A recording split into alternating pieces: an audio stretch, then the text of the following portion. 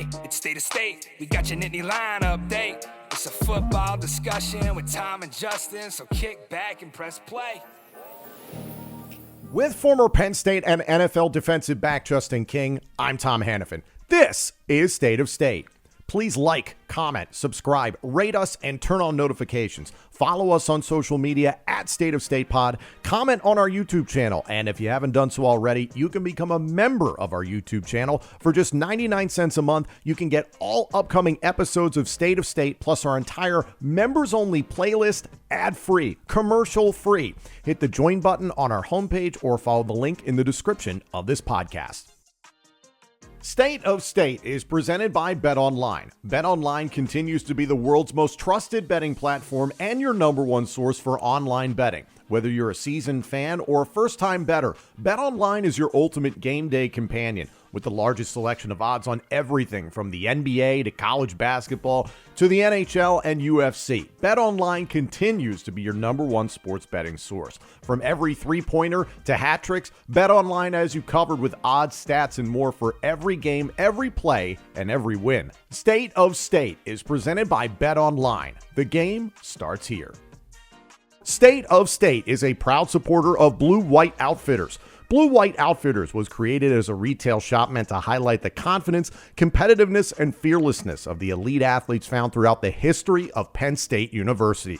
Check out their Lockdown U and Lawn Boys merchandise today. All sales from Blue White Outfitters directly benefit Penn State student athletes. Also, official State of State merchandise is available now. Support the show and grab State of State t-shirts, hoodies, hats, and more. Visit www.bluewhiteoutfitters.com today.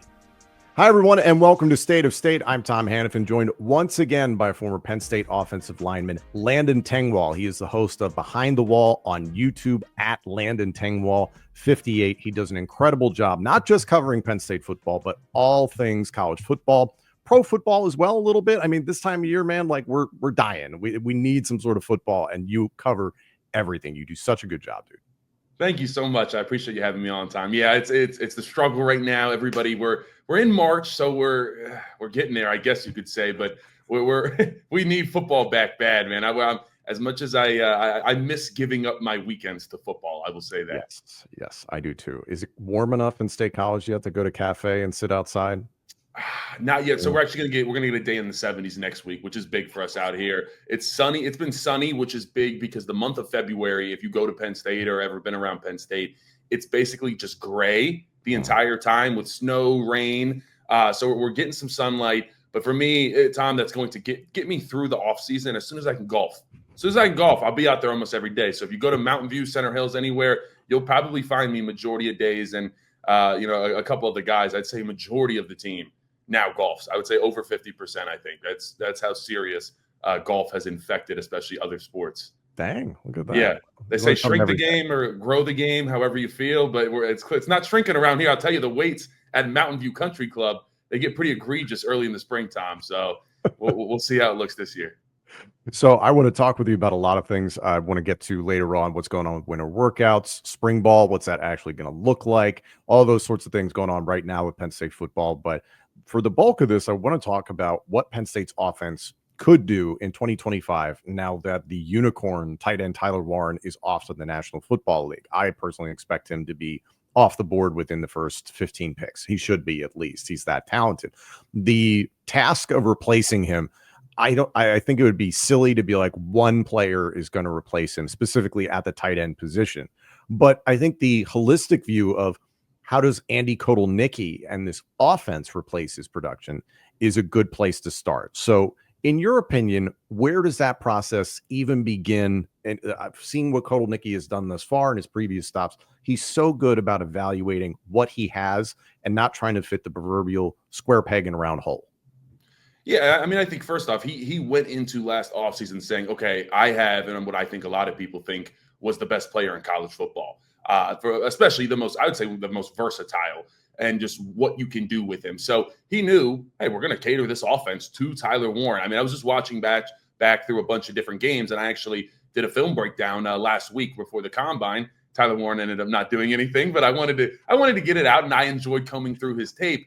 And there was so many plays that really were schemed to Tyler Warren, where they're sending something, deep, something short, and they're really trying to sell the play action short. And it was a slip Tyler out into the flats, slip him on a little C route, whatever it was find a way to get this guy open, get the ball in his hands. So Kotelnicki obviously did that. And I think that, I put up and I did a whole video on our wide receivers really not getting involved and how it's been a process that has kind of compounded over the years. I think Tyler Warren had 104 receptions. The wide receivers this past year had 102.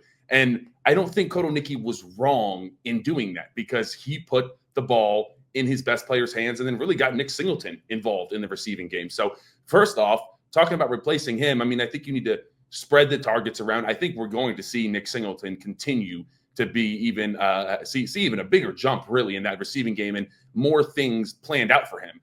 We did not. I think we can even get more involved in the screen game. We saw it in the playoffs a couple different times where we were running screens with Warren or Nick Singleton. But now you don't have those screens that you ran to Warren, and it feels like we've run one or two a game at least to him. Yeah. Those screens have to go somewhere else. I watched every single snap, Tom. I'm curious. I saw online, I don't want to necessarily just believe it, but I think we were one of like 2 or 3 teams that did not throw a screen pass to the wide receivers like literally all year. Now, you got the bubble. You obviously got the little bubble pass out there. We're not saying that like an actual designed screen pass to a wide receiver.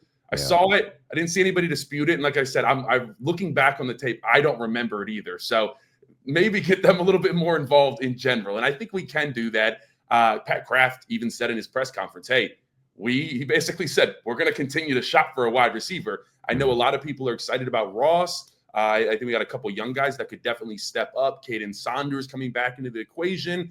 Tyseer Denmark has that build, that look of kind of like, obviously he's one generational Jeremiah Smith, but like that same body type where it's just brick house, just looks really just like, hey, that's a wide receiver right there. Looks like Jamar Chase, that type of thing. A little bit shorter, but got a lot of potential there. And I'm excited. At the end of the day, I do think we are probably going to shift towards the running game. I know it's funny to say that with a quarterback could very well be if you gave him enough passes and the Heisman candidate race, but I think that's what we're going to lean on with, in my opinion, the best offensive line in college football, Tom. And you're bringing back the best 1-2 punch as well. I don't know. I would feel good like a 70-30 run pass split. I know, like I said, that's hard to do that, but why would you not lean on?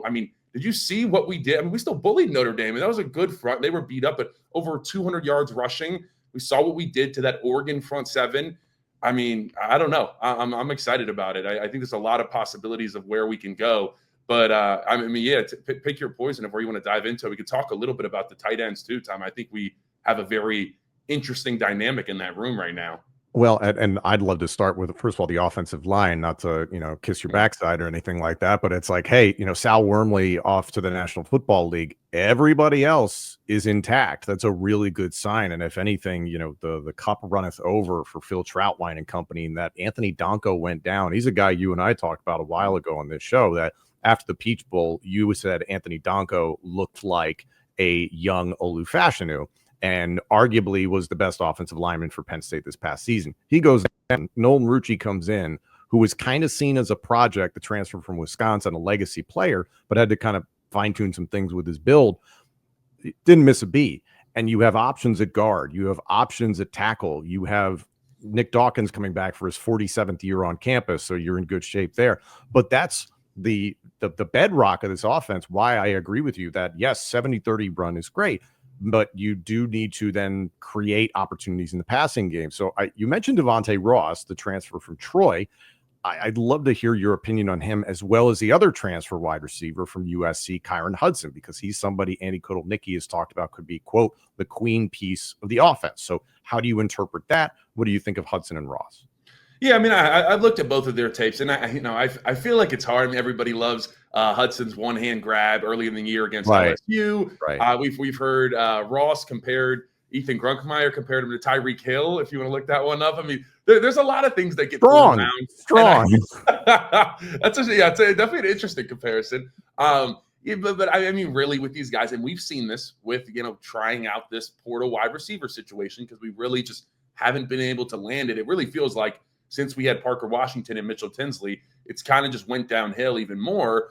And I think it's hard to really determine what you were going to see because there's so many variables, Tom. I mean, there's what type of role are they going to get in the offense? If they do not get a primary role, and let's say we do continue to do 70-30 run pass, are they going to get angry and pouty and it gets really negative? Because it seems like that's kind of what happened a little bit last year. And what type of chemistry are they going to have with Drew Allar?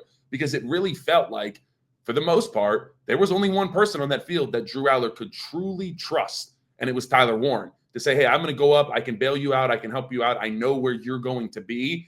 And, a lot of the other time, it just didn't really look like that was there with the other wide receivers. So can one of them step up and really show, say, hey, Drew, I got you, I can be your guy? Or do we go out and I use the analogy of Boardwalk in Monopoly, Tom. Those last two spaces, it's Boardwalk and Park Place. And when you land on them early game, listen, you're like, do I want to buy that? Or you don't got that much money. And so you do it. You shell out the money. You shell out the money to that transfer portal wide receiver, $1.5 million. I know it hurts to hear, but Pat Kraft, you're going to have to open up that wallet one more time.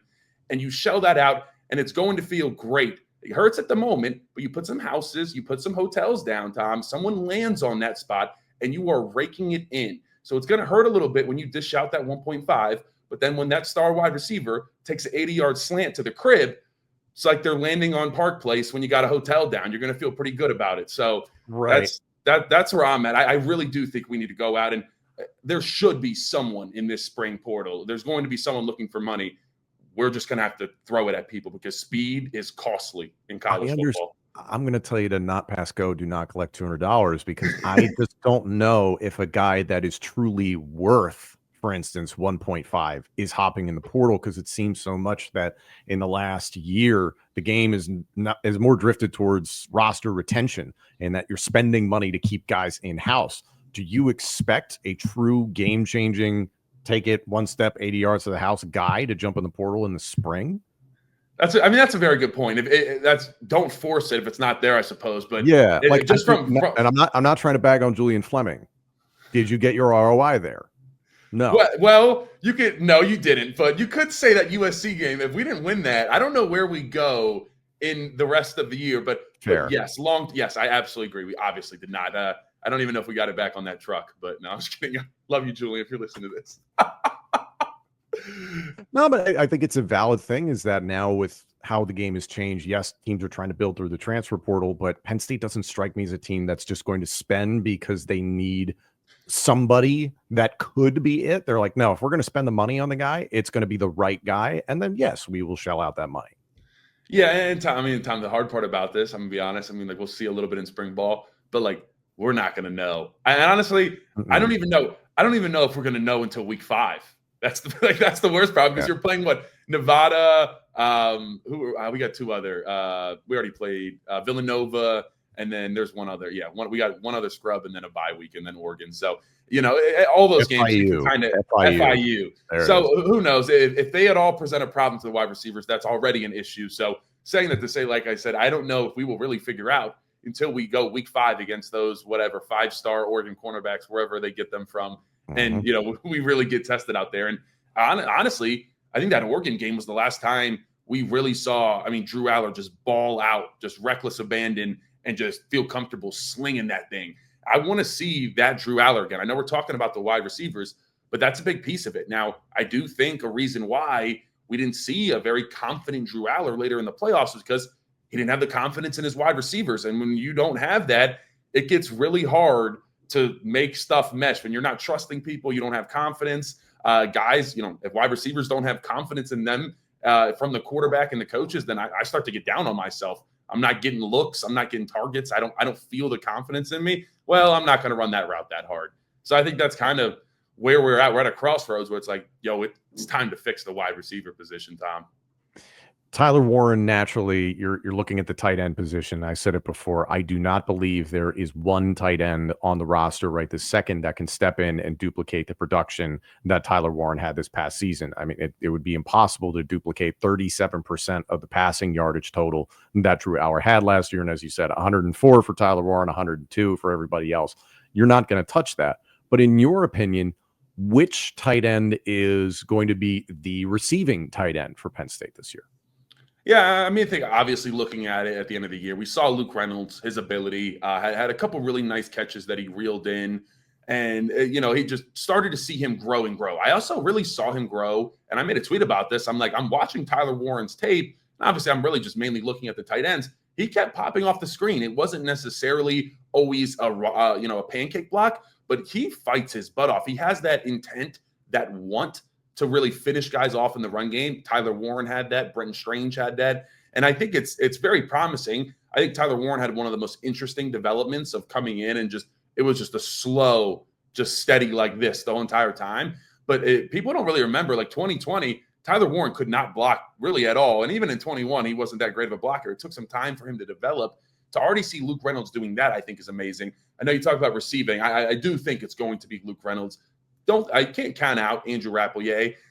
Excited to get him back. He suffered a season-ending leg injury there right before the Bowling Green game, so we only saw him against West Virginia. I think having that group is going to be really nice. But I think Luke Reynolds is going to be that guy, that big target that Drew Allar can continue to build rapport with. Obviously, like you said, it's not going to be Tyler Warren. But if you're asking about that receiving threat, I think that the nod goes to Luke Reynolds at this moment. What is Khalil Dinkins' role at tight end? Because I don't want him to be forgotten about in this whole discussion we're having. And I really do think the world of his ability. I see him as a very gifted blocker, and it's not to take away from anything he can do in the passing game. Has more experience at this level than Luke Reynolds does. But where do you see Dinkins fitting in?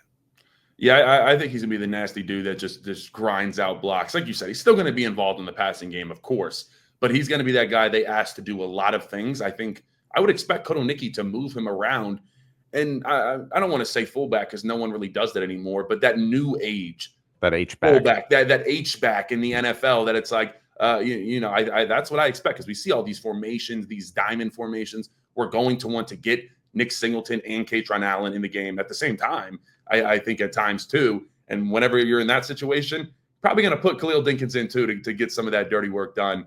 So, I would expect him to be the main featured blocker that's moved around in this offense. And I think through that, you can then be creative and get him, some shoots, even a carry or two, but some passes, move him around and allow him really to be versatile. So, it's a very fun group, I think, that we have this year. Ty Howe, I was talking to Tyler Warren. I just had him on the channel recently, and he was just saying, look, we have a former Penn State offensive lineman that's coaching us. Yes, we take run blocking a little more serious than I think any other tight end group in America.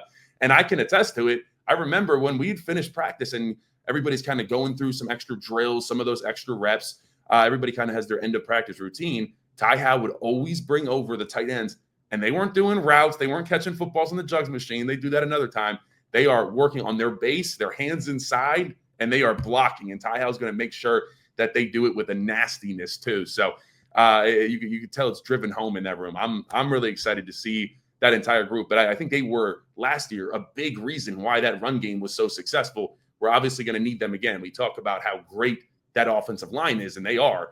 And we kind of skipped over it a little bit, but you mentioned there's competition. There's all these guys that could play. That equals depth. How often do you get through a college football season with the offensive line that you started it with? Look at the two teams in the national championship. Ohio State had two guys starting in their same positions in the national championship that they played in week one. I believe Notre Dame also had two or three that played in week one at their national positions and then, was still started in that role in the Natty. So unfortunately, that's the nature of the game. Guys are going to get hurt. We have incredible depth at tight end and across the offensive line. That spells for me run the ball. Now, obviously, that's coming from an offensive lineman. I know that's not what you guys believe in. You. Run the dang ball, man. People want to air it out, but when has Penn State ever done that, Tom? Even with Kerry Collins, we had right. Carter, so right. You know what we had with that offensive line, but.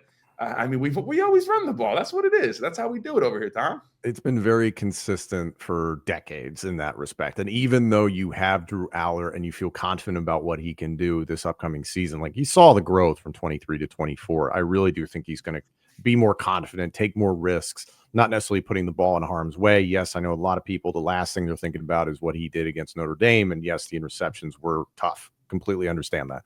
But you make life real easy on your quarterback if you can run the hell out of the ball.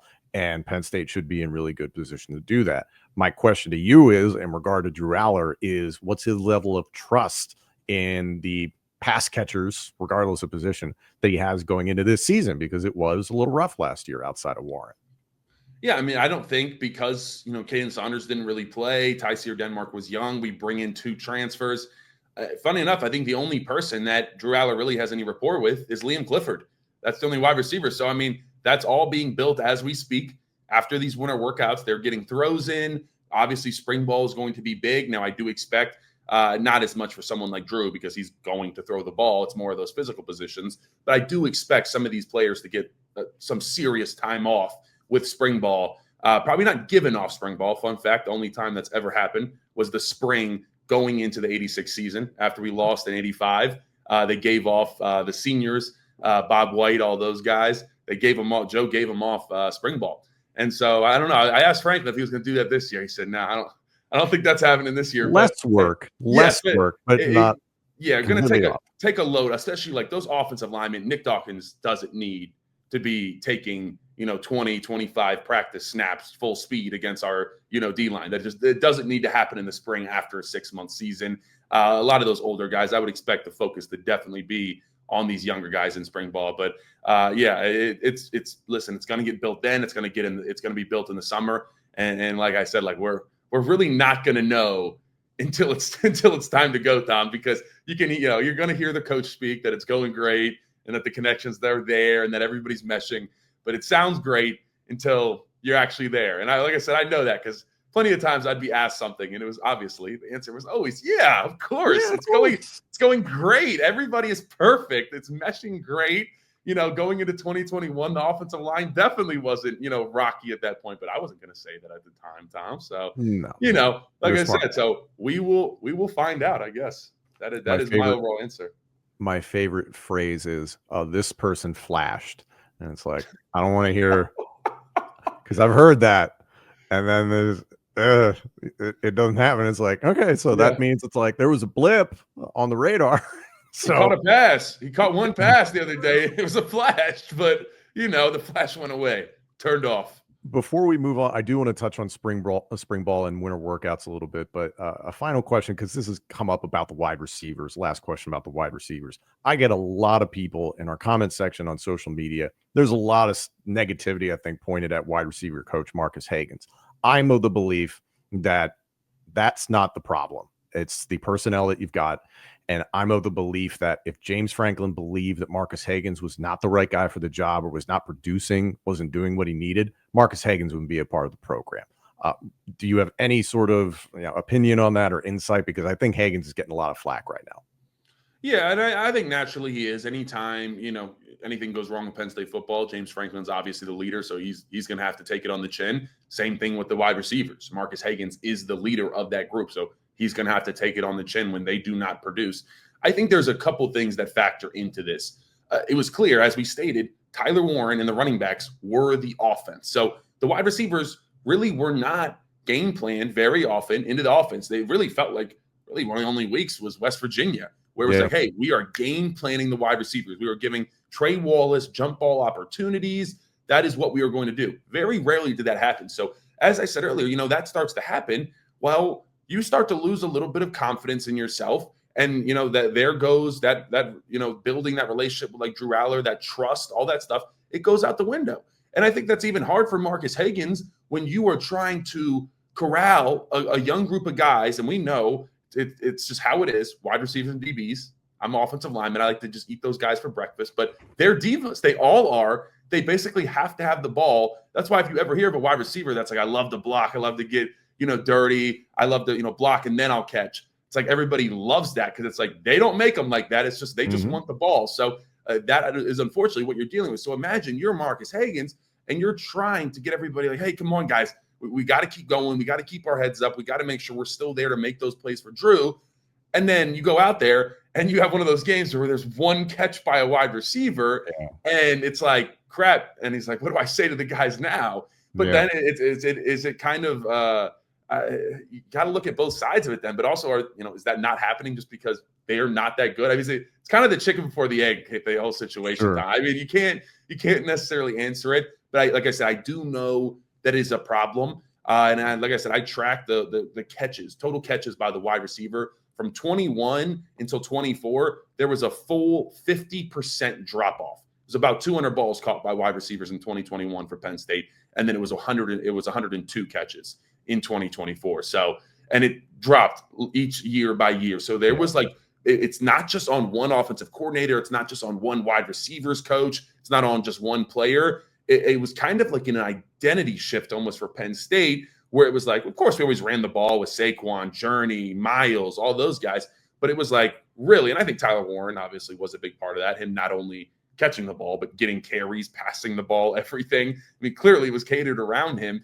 And the wide receivers really got left behind this year. So as we kind of started this question out, how do we replace Tyler Warren? I mean, the simple answer is that get the wide receivers more involved. Let's scheme some really good plays open to create easy passes for Drew Allar. And I think we saw that sometimes, Tom, in games where it was clear from the motions and how they set the play up that Kotelnicki said, okay, I'm going to give Drew an easy completion that I know is going to be open to really kind of get him going. And so we just need more of that throughout the game, really.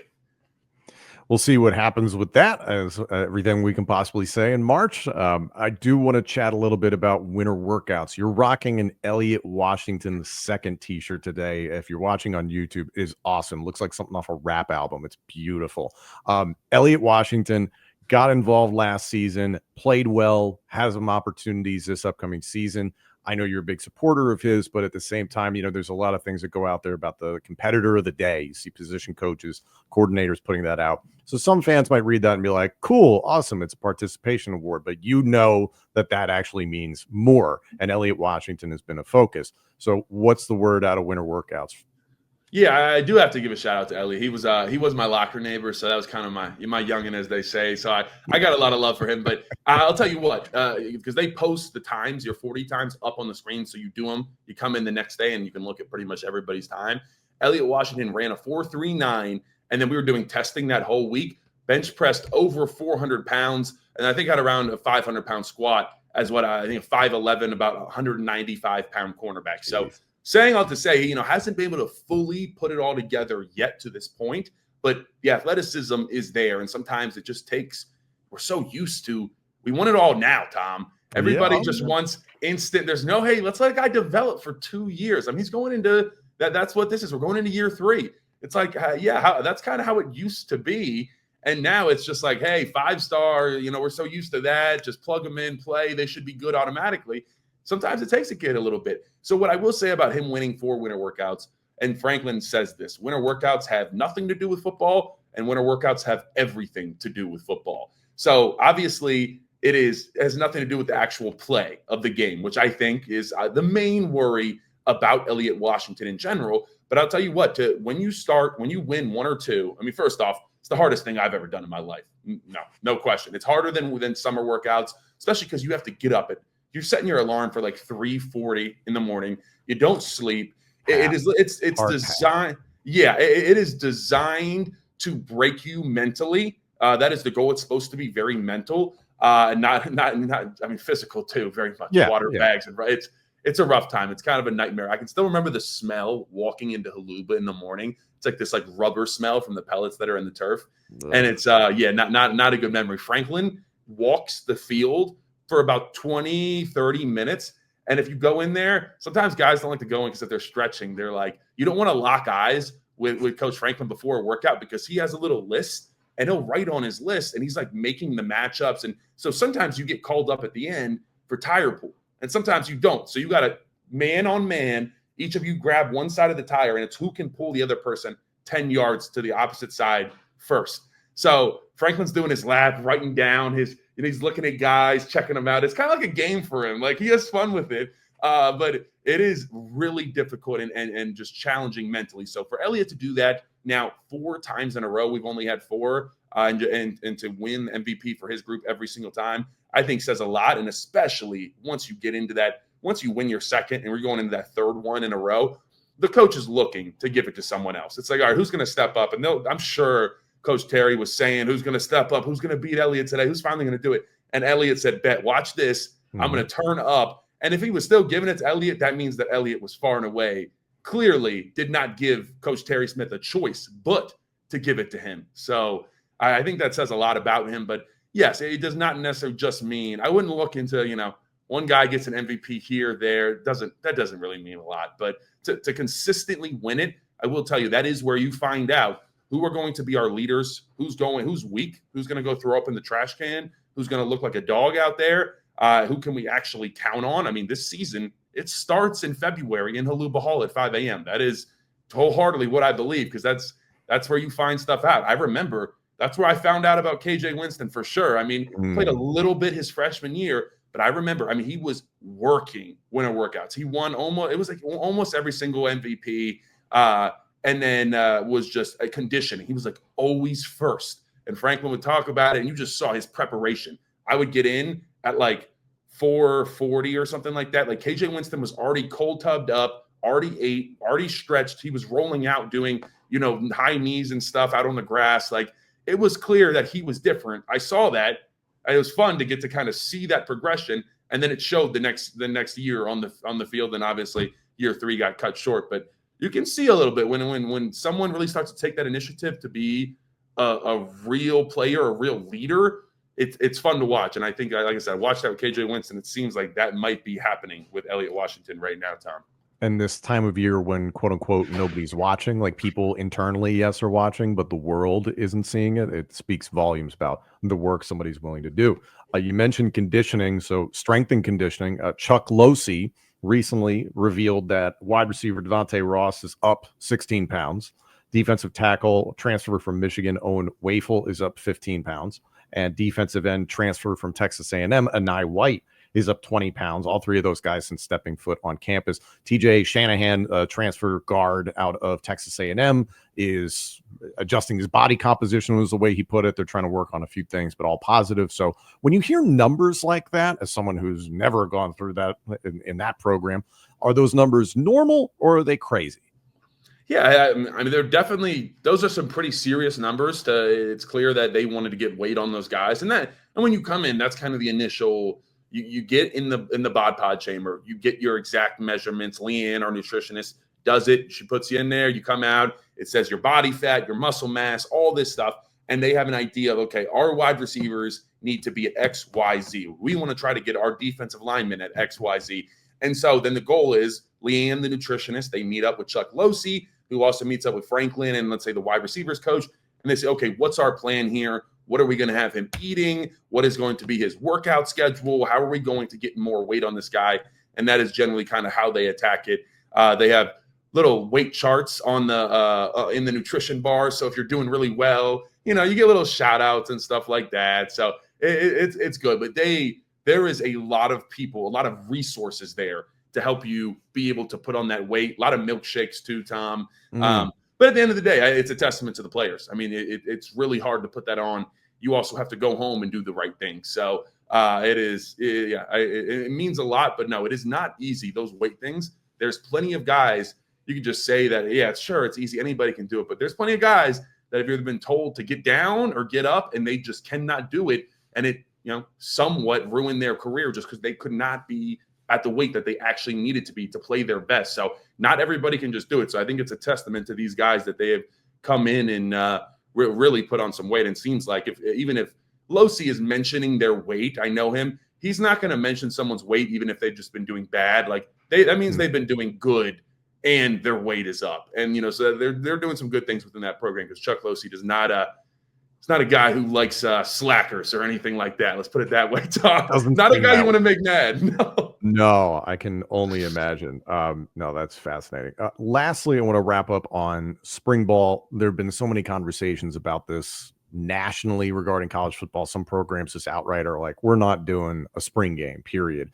I think, as a fan, as somebody who's attended the blue-white game, covered the blue-white game in the past, it is a Penn State community tradition.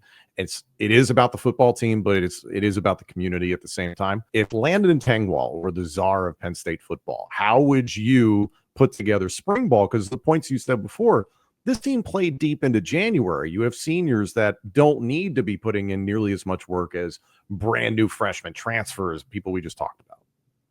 Yeah, if I were, let's say I was, the college football, we'll go the Josh Pate route. If I was the college football commissioner, I would pretty much have to rework spring ball as a whole. I think I'm one of the biggest advocates to basically, I'm not going to say get rid of spring ball, but it was the number one thing I hated.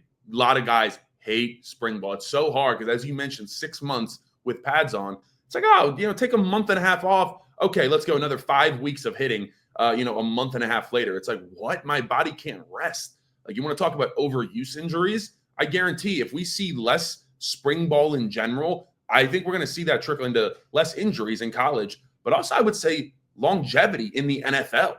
There's guys that are just messed up. I've heard about it. They get to the NFL. It's like, oh, this dude's shoulder's shot. His knee's done. Now, some of that just happens. But because we're hitting many more months out of the year, I mean, that's a real problem. So what I would do is it needs to be completely overhauled. It needs to be more of a teaching period than a physicality the physical standpoint. Now, I do think maybe you have 15 practices. Every third practice for the young guys, they put on pads and they do a scrimmage. That's what we do on Sunday afternoons. All the guys who played in the game, they're just in their jerseys. The young guys who didn't play, they're fully padded up and they have their own scrimmage. So kind of transfer that to the spring ball, because Drew Allar, Nick Singleton, Nick Dawkins, Zane Durant, they don't need spring ball right now. So take that off their plate and allow these young guys to get some reps, but make it a teaching period. Make sure you are able to fully grasp the playbook. And then as far as the spring game, I love what Coach Franklin said. He said, hey, I'm not going to cancel this because it means everything to the community. It means things to the hotels, student bookstore downtown, the food, everywhere.